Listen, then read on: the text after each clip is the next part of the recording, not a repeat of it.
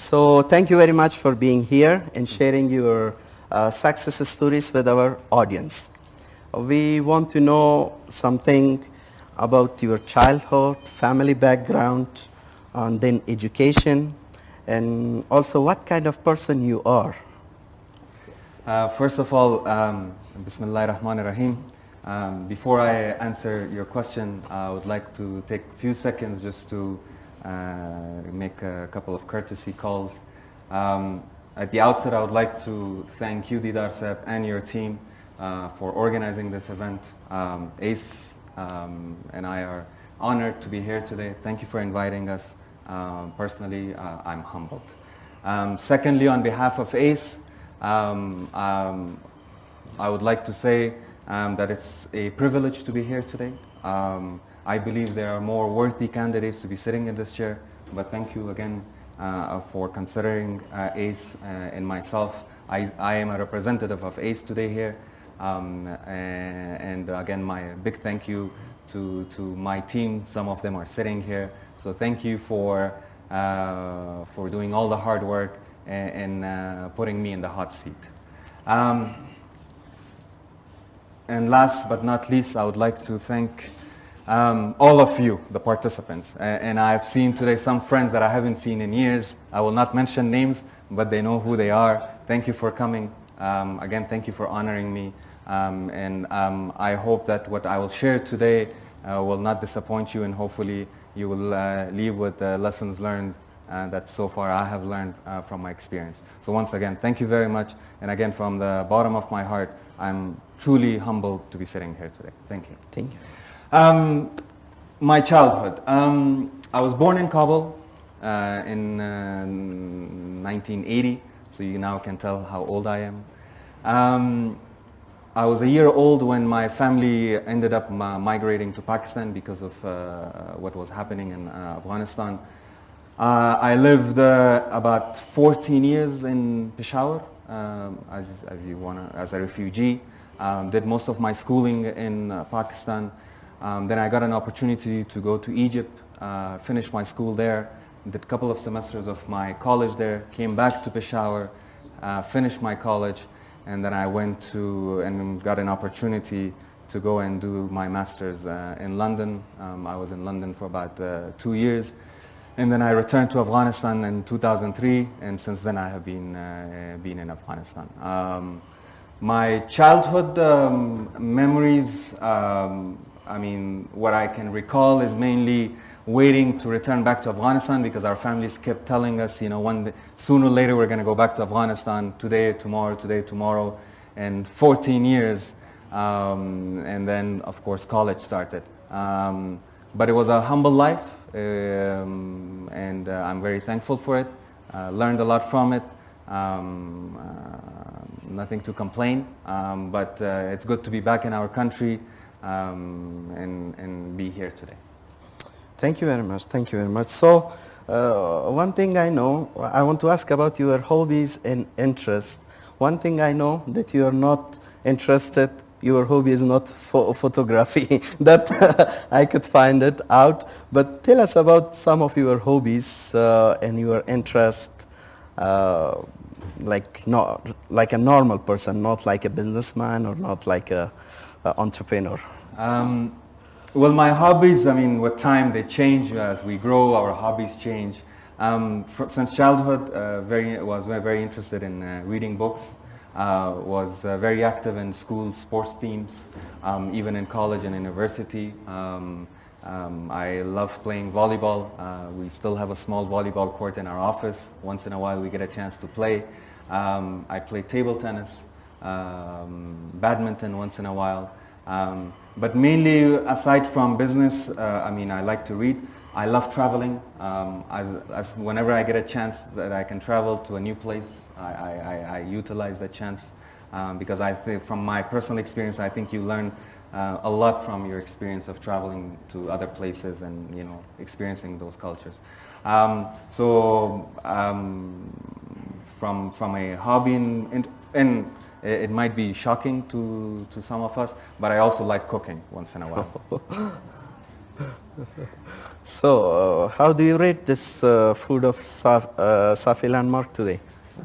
To be honest, I did not get the Oh. chance to eat it. So I'm not in a position to comment, but I'm sure it's very good. Okay, that's very good. Okay, thank you very much. We have collected some photos, so we want to see that. It's not a lot. Some of my colleagues may have experience from our very first event that we have some good clips from Farshid. Farshid, yeah. But this time we have some small, so we talked about your childhood. Can you talk about this photo Yes, a this little photo bit? is, of course, in Pakistan.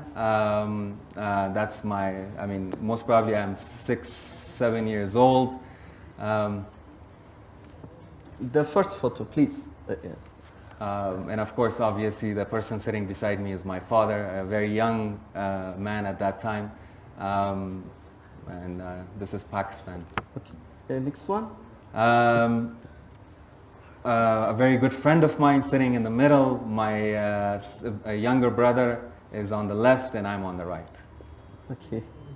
Very good. So next, and this is graduation. That's my graduation, my MBA graduation in London, yes. A very hot day. That's my son, my oldest son, Zaid. We went to Malaysia. It was a very hot day, and my first time I tried coconut water. Okay, very good. Okay, thank you very much. Okay, now coming to your professional life. So we want you to talk about your professional life. You have been through a journey that most of us, especially your friends, knows that. But still, we want all the audience to know about your professional career. When after college, how you started and how it moved to before ACE. My official career, of course, started in September of 2003. And before I go into details of it, even when I was a student in Pakistan, after class hours, we used to go and work and play just to have to learn and also have a side income. So I used to work in an NGO in Peshawar. When I went to London as a student, of course, you needed to work to have an extra income to sustain yourself. But those were just to sustain yourself. My professional career started in 2003 in September. When I came back, when I finished my MBA, I joined ISA, the Afghanistan Investment Support Agency. I worked with ISA for about 3 years. And then after 3 years, I moved to Export Promotion Agency of Afghanistan. I was there for another 2 years, 2.5 years. From there, I moved on to Harakat, which is the Afghanistan Investment Climate Facility. I was there for another 2.5 years. Then I will move to AEG. I was there for another 2 years.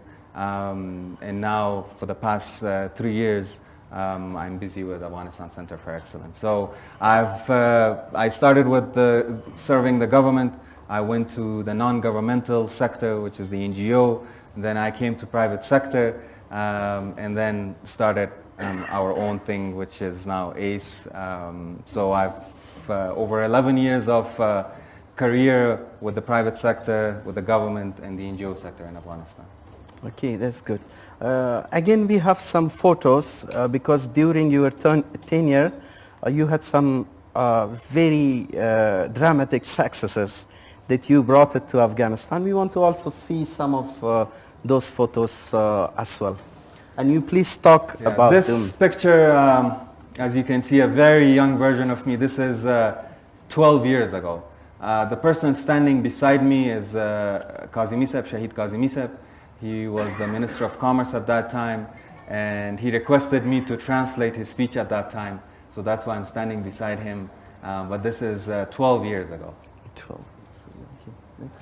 A very special night, not for me, but for Afghanistan and for the Export Promotion Agency. On this night, this is in Holland. The Export Promotion Agency of Afghanistan was awarded with the best trade promotion organization from a least developed country for the first time in the history of Afghanistan.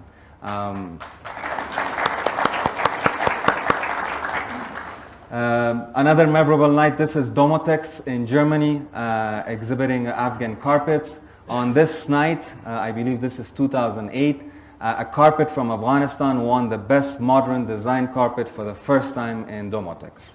Again, and I would like to say that I'm not taking the credit. It was a team effort, but all the credit, it was for Afghanistan. But a beautiful night for us because we were the part of the process. So those pictures, thank you for sharing them with me. Thank you. So it's part of our life as well. So now one question which is really problematic, also something that I want to know, in that is that having such a high level of career in the government, working with such great, working with such great institutions and being on top of that, what makes a person like Mr. Fatimie to transition to the business world? So I'm curious to know. Obviously, our audience will also be curious to know. Well, from the beginning, the day I came to I came back to Afghanistan, the idea was to serve in the Afghanistan in whatever capacity that was. But then down the road, the idea was to start something of our own.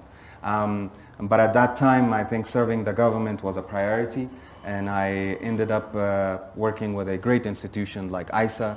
I feel honored to have worked with ISA. Throughout the 11 years, I got to meet some amazing individuals. Again, some of them are sitting here. I don't want to mention names, and that's because of that career. I would have not made those connections and those networks if I did not go through that process. But from the beginning, I had a plan that I want to work in the government, get to know the government, then work in the non-governmental sector, and then work in the private sector, so I get to know how everything operates. And that was the idea behind it. Some things went according to the plan, some didn't, but overall, the overall experience was a humbling experience, and learned a lot. I really enjoyed serving the government of Afghanistan, and working in some great institutions. And I have to also give credit to some great mentors I have worked with, some great leaders I've worked with, and I've learned a lot from them. And we'll talk about it, why it's important to have mentors. And at a young age, fresh from university, to get to work with international community, to work with people who are getting the country to move and getting the country back on its feet was an immense experience for me. So it was, if it was an accident or coincidence, but it was the best thing that could happen to me as my professional career. So no regrets. I enjoyed every single minute of it. I loved it. It might have taken a bit, maybe I wanted to be in the private sector a bit. It took longer for me to come into the private sector, but I think it was meant to be. But we're very happy with the career, and I hope the people that I got to serve and work with, I hope they're happy with me. That's the most important. That's good. So one question that I ask it for almost from all of our speakers, and I have asked it from Farshid as well. From the family background, was entrepreneurship in the blood, or it came just from starting from your work? No, entrepreneurship or business is not in my blood and not in our family line of business. Employment and serving in the government or non-governmental sector. I think for me it was a natural transition after the experiences. A time comes in your life when you want to be a bit more independent and you want to do something different.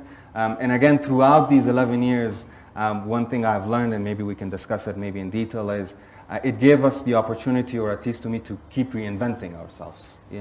Learn and then reinvent ourselves. Learn and reinvent ourselves. And I think the transition is not, business line or entrepreneurship is not a family background. Yeah, so why I ask this question?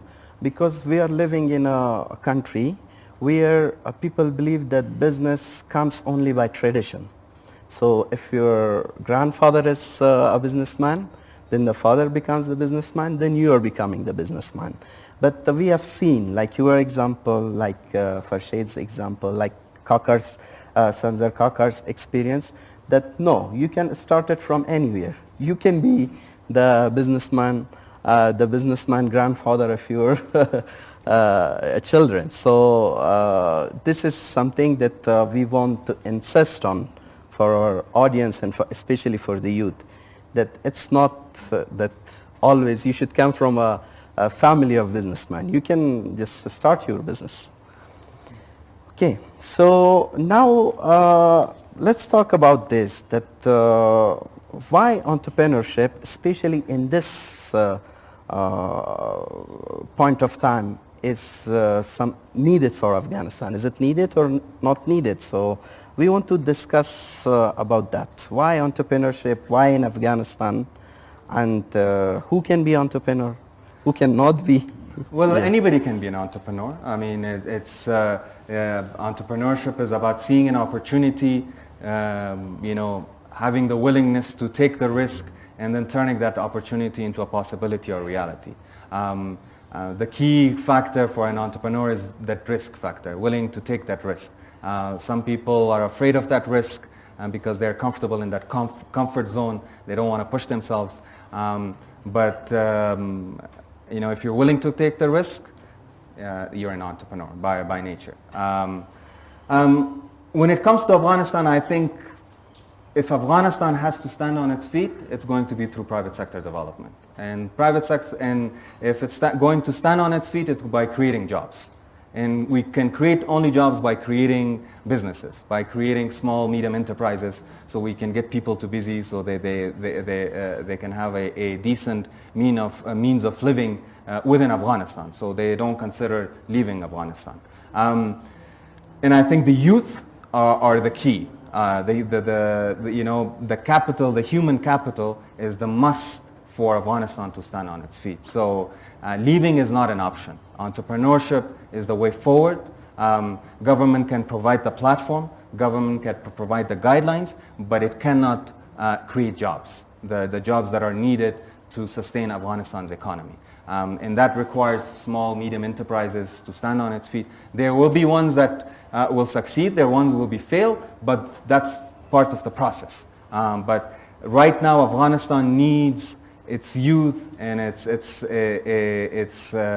population, its patriots to be more involved and to make sure that the investment that Afghanistan has made in us, our education, or providing the platform that we are here today, we need to return the investment on it. And it's now. It's not tomorrow. It's not after tomorrow. It's now, and we have to return that investment. Afghanistan made an investment in us, and any businessman will tell you there's a return on investment. And that Afghanistan needs that return on investment today, not tomorrow. So it's our responsibility as Afghans to the future generation of Afghanistan that we make that investment today and return that investment today. Well, we want to learn more. Okay, so definitely there are challenges, especially when you entering this world. You will see too many of the challenges. We want you to talk about those challenges and how you coped with those challenges. We want our audience to know that such challenges comes and how your experience, from your experience, how they can solve it. I mean, there are environmental challenges and there are personal challenges that you face as a person entering this field. No doubt that the situation is not ideal on the ground, but Afghanistan offers plenty of opportunities for all of us to make a decent living in Afghanistan. Plenty of opportunities. It's for us to seize those opportunities and make the investment. And again, when I talk about investment, it doesn't mean financial investment. The investment of time and effort you need. Once you invest your time and effort, then the rest will follow, inshallah. Personally, my personal challenges were more than the environment, because to a certain extent I knew the environment. I had worked in the system. I knew, I had a good network. My personal challenges were more to push myself to be able to take that risk. I'm usually a very risk-adverse person. I like my comfort zone, which is not a good thing as an entrepreneur. But I had to push myself to take the risk and take that leap that we're going to start something, and it hopefully will operate, and it will become successful. Because when you go on your own, then there's no safety net, and you need to then create that safety net for us. And for me to sit here and take the credit, it's not going to be fair. For me, the safety net came from the team. I have, alhamdulillah, an amazing team that I work with. I have a pleasure to be part of that team, and they helped us and ACE to overcome those challenges. The personal challenges, as I said, it's your pushing yourself, making sure that a bad day does not change a good day for you, or a bad situation does not undermine what you're trying to do, and think positively and have a positive attitude. Those were the personal, I think, factors that were very challenging. But from the environment perspective, once you know the system, once you establish yourself, it's relatively easy to operate in Afghanistan. Of course, you need to know the rules and regulations and make sure you're within those rules and regulation. I'm not focusing on the security perspective, because that's something that is always a concern. But I think from a business perspective, I think the environment is okay enough for anybody to start a business in Afghanistan. But numerous challenges, and people, I'm sure we all have our own challenges. But the challenge part was the most enjoyable part, because every challenge you overcame, you got a step closer to that goal of yours. So as I said, again, I have an amazing team that has helped me overcome personal and some of our professional challenges. So the credit goes to them, and again, a big thank you to them. What personality traits should we can see in entrepreneurship? So mean a kind of test that our audience think that can they be an entrepreneur or not? Every single individual brings a certain flavor to entrepreneurship, because we talk about a personal trait, but there are traits across the board that you need to be an entrepreneur.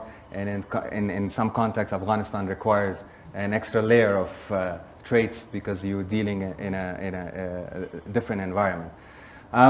I think the most important is patience. You need to be very patient and make sure you deal with the situations and the circumstances with a big heart, and make sure you're patient, and you don't, because if you're not patient, you'll make impulse decisions, and those impulse decisions will have consequences that you might not like. So if you patient, and as they say, sleep over your decisions, and consult your team, I think that's the best thing you can do as an entrepreneur, to be patient, because entrepreneurship requires patience, especially when you have a bad day, or the company is facing some sort of a challenge or challenges. It requires patience, and that patience, especially in Afghanistan, you need more of it, because the environment is not as easy as other countries.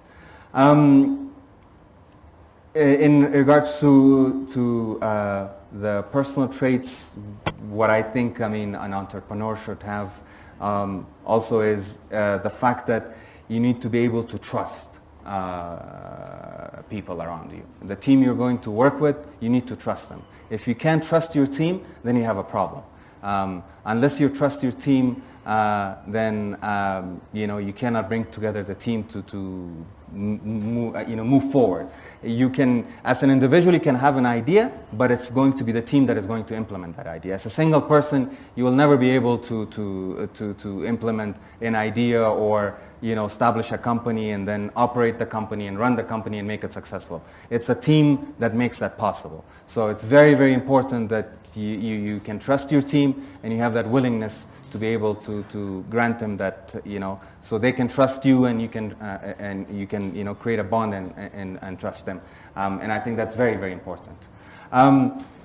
Also, as an entrepreneur, especially in Afghanistan, because we usually have good days and bad days, having a good smile can solve a lot of problems. We live in an environment with security, concerns, and people, come to your office with difficult circumstances. So if you have an environment where people are happy and they can smile and forget sometimes what is happening outside, I think it can really help move your team forward. So a smile can go a long way. So if you can create an environment within the team, within the company, that people can be happy and smile and have a good time, I think very important. As an entrepreneur or as a human being, we usually like to talk a lot, because we like to talk, we would like people to listen. But I think as an entrepreneur, it has to be the other way around, in order to make sure you seize opportunities, you have to be a very active listener. You need to know what is happening in your surrounding, who's doing what initiatives are coming along. Is there anything for you to be able to seize those opportunities? So I say listen, listen, listen, and then talk. Listen, listen, listen, and then talk. So be an active listener, meaning that not just put a ear, but be an active listener to understand what is happening, be aware of your surrounding.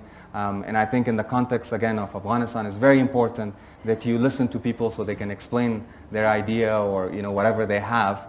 For you to, also, and that also brings a factor of respect. When you listen to somebody, you're respecting that person. That's when you give somebody your time, that's the biggest thing you can do, and that's the biggest sign of respect. So be an active listener as much as possible.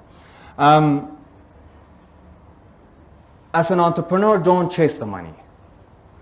We usually chase the money, financials. No, it's important that you keep an eye on your financials. Make sure that you can sustain yourself, but try to focus on creating something great or building something great. The focus on that part of it more, and then don't chase the money. If you have a good idea and if you think you can sell the idea and you have customers for it, focus on building that idea and making it great instead of chasing the money. Because when you chase money, money runs from you. So don't chase the money. Focus more on building what the idea you have, building the company you're planning to do, or whatever enterprise you're planning to do. So focus more on building the enterprise than mainly running after the financial means of it. And as an individual, we need to also know our shortcomings.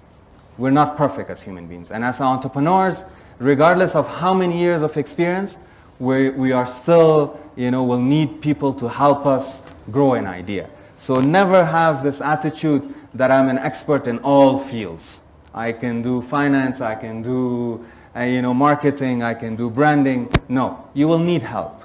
And to recognize that fact is very important. You need to recognize the fact that you will need people to help you. And once you recognize it, then make sure you appreciate it. So you don't take that help or support for granted. And remember that we will never be expert in all fields, and that's why we need to build a team, and we are part of that team. And we bring a certain level of skills, they bring certain level of skill, and collectively that skill is going to move forward the company. Having a good judgment, especially in Afghanistan, because there's a lot of information that runs on years. So, there are a lot of rumors that you hear in Afghanistan. So having a sound judgment is very important. So, and that also helps with not making impulse decisions. So having a sound judgment, knowing where the information is coming from, analyzing that information, processing that information, and making sure that if it's correct, how you should respond, and if it's not correct, what your response should be. And that's why it's very important to have a sound judgment and be aware of your surroundings.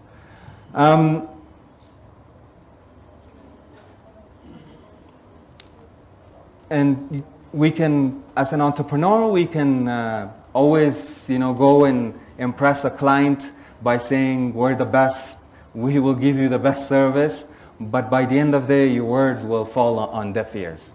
It's what you deliver by the end of the day. So your actions speak louder than your words. So I usually am of the opinion, under promise, over deliver.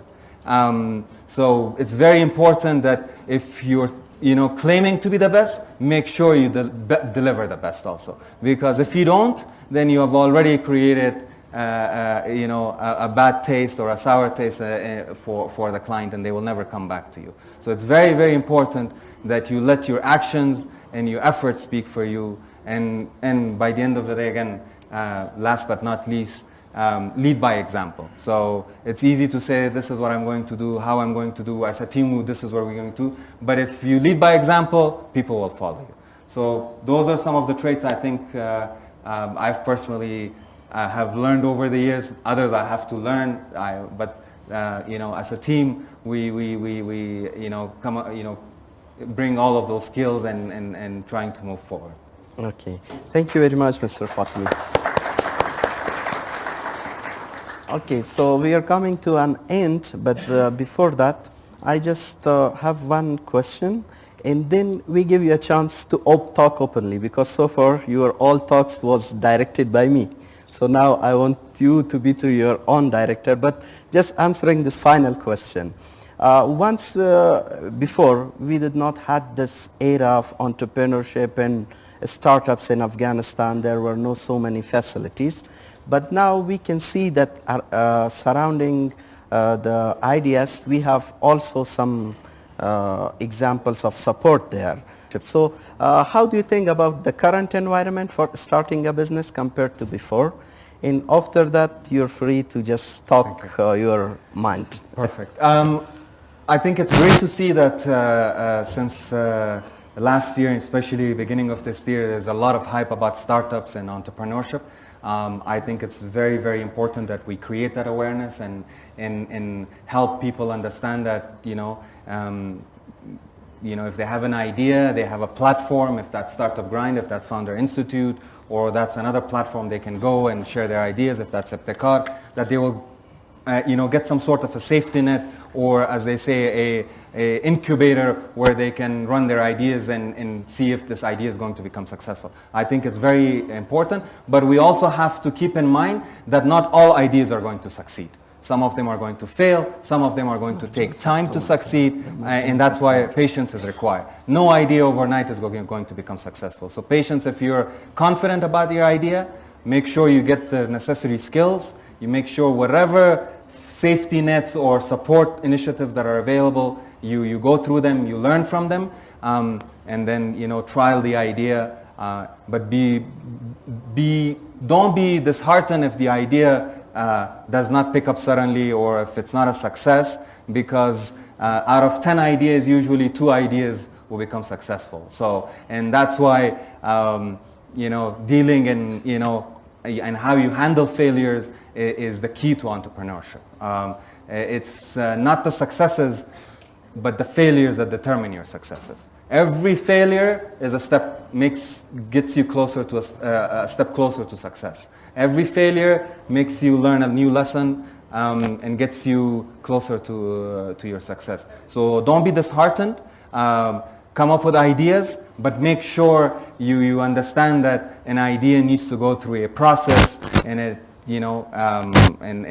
and I think it's great that initiatives are there, such as Startup Grind and others, that can help you, with the idea. And again, the credit goes to you and to your team and others that are voluntarily putting your time together and organizing events such as this, so that we can all learn from it. So once again, a big thank you to you and your team. Thank you very much. Thank you very much. Okay, and now we have a question and answer session. Before that, I would like to say a few things. Why not? Yes? Sure. I would like to share something, right? I mean, the things I want to share, and again, these are from, some of it I've learned from my team, some of it we've learned through doing business in Afghanistan, and I want to touch upon them, and again, for very few minutes. Try to always have a positive attitude and instill positive habits if you want to become a successful entrepreneur.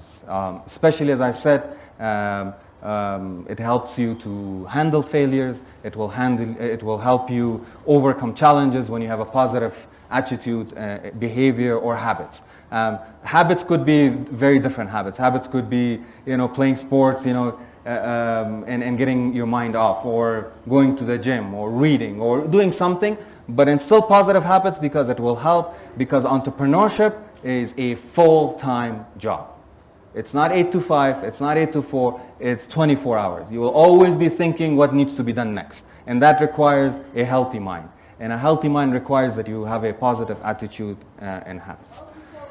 Two other things I want to touch, and I think it's very important, and I'm learning this, and I would like to share.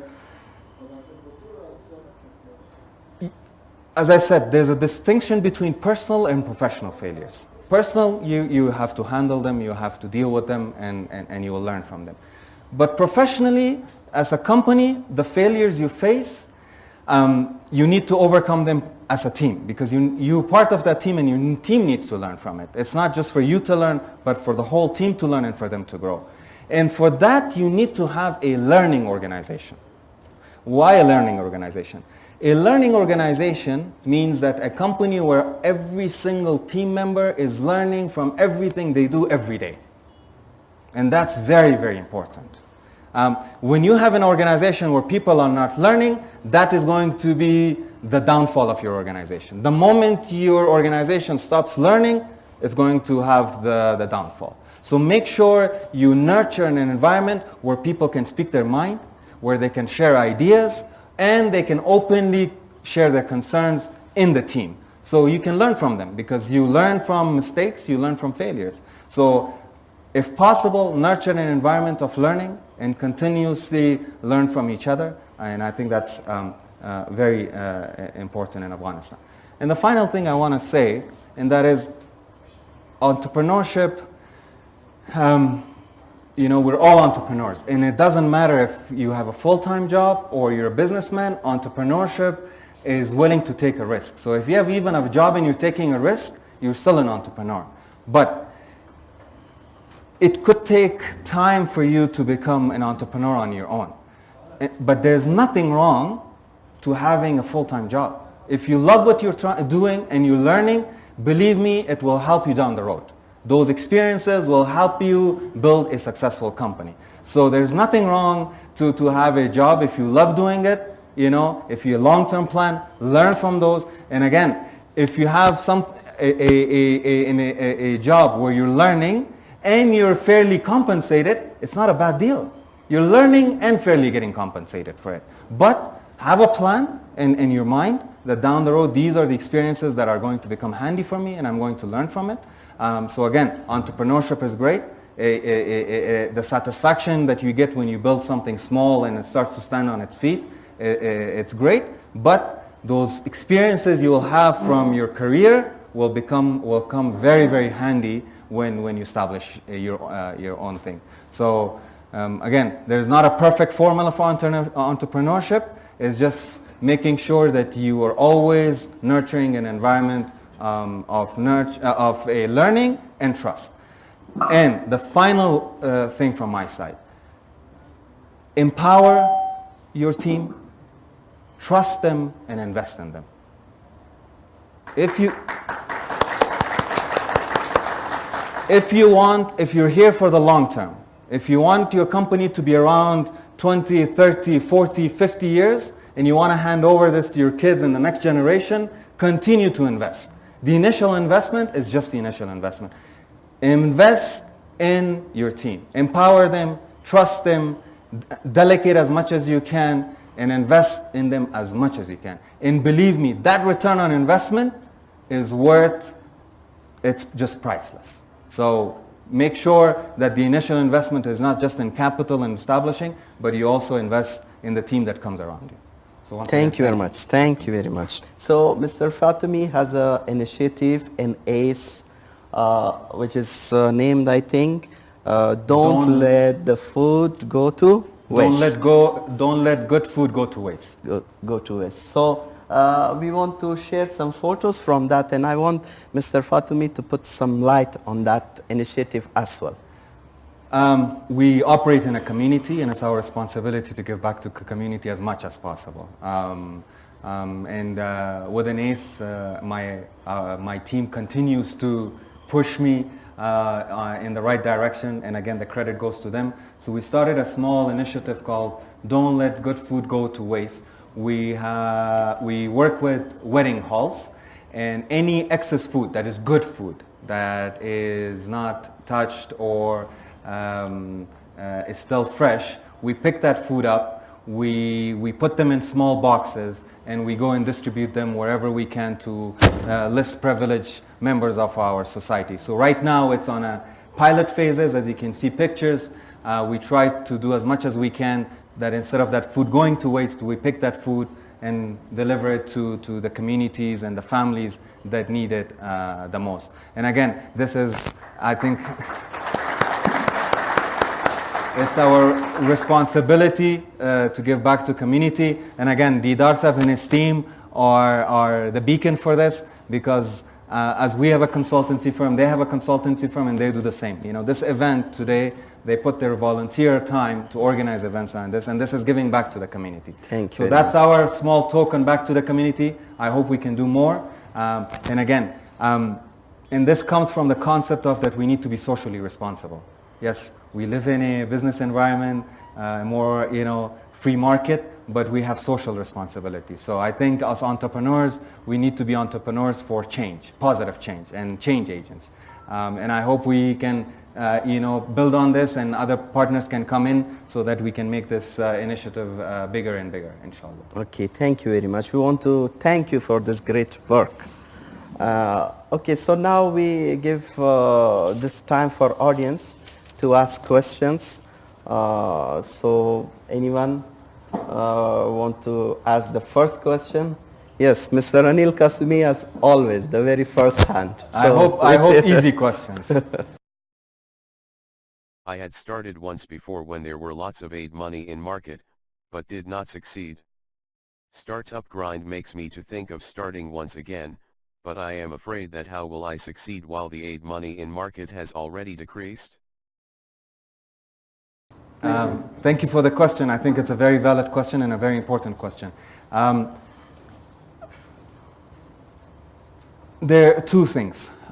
First of all, the Afghan economy has changed, and I think it's going through a stabilization process, and I think it's much needed. We were very heavily dependent on donor money. That donor money was going to dry up sooner or later.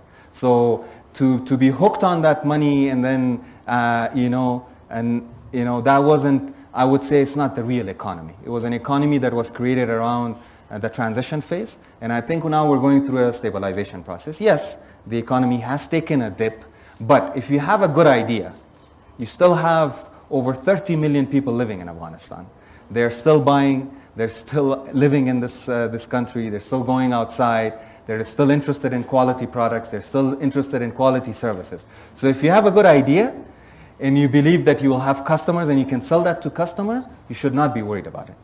And in regards to the Afghanistan and where we're going, I'm hopeful that the bad days are behind us, inshallah. I think it's not going to be an easy ride ahead, but I think we're moving towards hopefully stability, more relative security, and that's why taking the risk now, the return is going to be a lot higher in the near future. Because you're taking the risk now, when people are reluctant to take the risk. So if you're willing to take the risk and you have a good idea, then I think the return on that idea or investment is going to be higher, and I'm hopeful that inshallah you will not be disappointed. So if you have a good idea and if you can and you can deliver it and you have customers, I think it's the right time to make that investment. There's still a market, but make sure your target is the Afghan population, because that's by the end of the day market. That's the market, and you need to find which segment of market. I leave that for the marketing experts to segment the markets and which market. But make sure whatever business ideas you have, it's tailored towards the Afghan population. If it's in cities or outside cities, because by the end of the day, they're your customers. So if you have a good idea and if you think you will be able to sell it or provide that service, I say go for it, inshallah. I have two questions. First, is entrepreneurship just for making money or not? Second, how the idea of your company ACE came? First question, entrepreneurship again, some of you might not agree. From my perspective, it's not about money. There are other ways that you can make money. Entrepreneurship is about, it's your passion. It's what you would love to establish and create. And if that's money, then money cannot be passion, because you're driven by other means than financial means. So I think entrepreneurship, and especially as I mentioned before, in the context of Afghanistan, more social entrepreneurship is needed, because the community around you needs also your help. So if you're going to become successful from this community, you need to return back to the community. So if you can establish an idea that is a win-win, when you're building something of your own idea and you're passionate about, and at the same time the community is also is getting a benefit from it, I think that will be the ultimate entrepreneurship for Afghanistan. So again, I'm not preaching social capitalism or anything, but in the context of Afghanistan, I think social entrepreneurship is what is needed right now. So to have a community component that, while you are moving forward, you take a group of people and your fellow citizens with you and you move forward. So I say social entrepreneurship that is for positive change is what is needed in Afghanistan today. And the second question was how ACE came along. ACE came along, I did not get a lot of chance to talk about ACE. I hope if you're interested in ACE, you'll go on our website. ACE is a consultancy firm, a management consultancy firm. Our core competency remains training, strategic management advisory, and human resource services. The idea came in 2011, beginning of 2012. There was a lot of trainings taking place in Afghanistan. Everybody was doing training. Donors were giving money to organizations and companies to conduct trainings. And trainings for the sake of trainings. And the impact of it and the outcomes were to a certain extent questionable. So we saw an opportunity that if we can provide quality trainings and at a cost efficient and with Afghan trainers, because mainly those trainers came from Afghanistan or people were sent outside Afghanistan to go to this training. So that's when the idea came in, and we took a basement and turned it to a small training room and started operations. At that time, the idea was just to establish a training firm, but with time, alhamdulillah, it grew to other services. But our first training, I remember, was for about 8-9 people. We got, after 6 months of banging the doors of different donors and different clients, we got a very small project. The amount is not even mentionable, but it was the first assignment. And it just built on from there, one contract and two, and it went on, and then of course we expanded. And again, Khanagi is also, ACE, while it is a management consultancy firm, we also have small startups that we have invested into. So Khanagi, I don't know if you know, a bakery is a subsidiary of ACE. Akhsat, we have invested. So we're also investing or helping other startups to stand on its feet, and we're interested to create enterprises around the consultancy firm. But the idea started from the fact that we wanted to provide quality training in Afghanistan with Afghan trainers. And that's where it grew from. And alhamdulillah, as of today, we have trained over 6,000 people in Kabul and in other provinces. What are the last 3 things you think of as an entrepreneur before going to bed every night? That's a very good question. The last thing, well, last night when I was trying to go to bed, I couldn't because I was trying to see what I was going to say today. So last night it was all about the Startup Grind event today. The last 3 things, to be very honest, that I go to bed is I'm very thankful that I'm surrounded by a group of people that deal with me on daily basis. Believe me, it's not easy to deal with me on daily basis. So I am very thankful to them. The second thing I usually think about is a better Afghanistan, looking at the perspective that one day the challenges we're facing today will not have the challenges, and usually end up thinking about that. And the third thing, I usually think about my family when I go to bed, and think about their, that hopefully they're getting the right environment that they need to grow, because our parents gave us the environment to grow. I hope we can instill some of those behaviors and qualities in our children. So from the top of my head, if maybe I had given more thought, I would have come up with another 3 answers. But from the top of my head, those are the 3 things I think about. What makes you to insist on investing on your team? How did you experience this? It's because when I saw in IPA, my leaders and my mentors invested in me. That's what they did. You know, I would have not been the person if they did not make that investment. They sent me on trainings. They gave me the environment to grow. I was a very, very young individual, fresh from university, but they created that environment, and I learned this, and that's why this credit goes to them. So I'm just returning that favor back because they invested in me. They gave me that platform, and there were some amazing mentors work with. If I go, the list is long, but I hope they hear my voice. A big thank you to them. They were willing to make that investment in me. So the actual credit goes to them. It is said that entrepreneurship is all about the entrepreneurial mindset. Can you please explain how to develop that type of mindset? Very, very difficult questions. I think if you create more awareness of your surrounding, of what is needed, what the Afghan people need, I think since we're operating in Afghanistan, and any entrepreneurial idea has to solve a problem or provide an opportunity or provide a better service. So, that's entrepreneurial mindset. So for that, to have that sort of a mindset, you need to be aware of your surroundings as much as you can. Be aware what is missing, what is needed. If there's a service missing that you can provide better, more cost efficient, then you have an entrepreneurial mindset. But for that, awareness of your surrounding and active listening is very, very important. My humble advice again, these are my advices, humble advices. I'm sure there are other great entrepreneurs sitting in the front and second rows and third rows. I think they can provide better advice. But for me, I think those 2 things are very important. Okay, thank you very much, Mr. Fatimie, for your time and for the great lessons that you shared with us toward building your great company, ACE.